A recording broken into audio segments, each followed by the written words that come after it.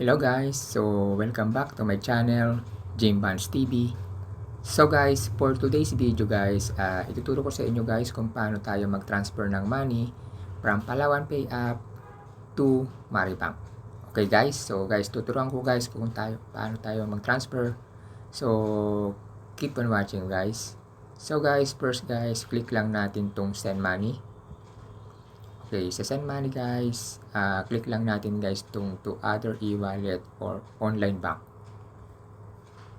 Okay, sa online bank guys, marami pwedeng pagpilian dito ng mga bank. Okay, so hanapin lang natin siya by search bar, click natin yung Mari. Okay, dito sa Mari, meron ditong account number, account name, amount, receiver email address, and yung purpose. Okay, yung account number guys, dito nyo ilalagay yung account number nyo sa Maribank app, which is makikita nyo yun sa Maribank app nyo. Okay, yung account name, yung name na nilagay nyo doon sa Maribank. Okay, so yung amount, kung magkano yung ilalagay nyo dito na ita-transfer doon sa Maribank. Okay, and then yung receiver email address, yung anong email address ang gusto nyong once na magpag-transfer kayo, marireceive nyo sa email address yung pinaka-receive. Okay, and then yung purpose. Okay, so yan lang guys, ilalagay nyo lang yung lahat ng information dyan, and then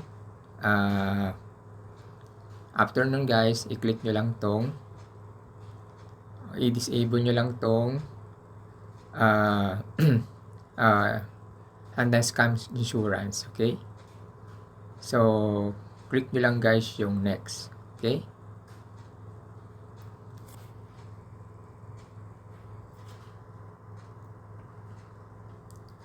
so click nyo lang dito guys yung continue without protect padala. Ayan guys, tatanungin kayo ulit for confirmation, just double check lang.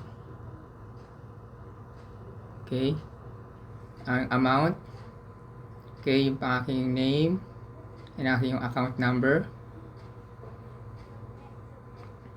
aking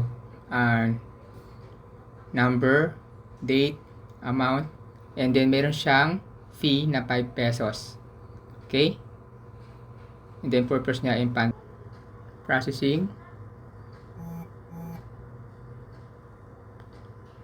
Okay, transfer sent, transfer 0.14 pesos na. Okay, ang aking available balance. Okay, so ngayon lang guys kung paano tayo mag-transfer ng money, okay, from Palawan Pay to Maribank.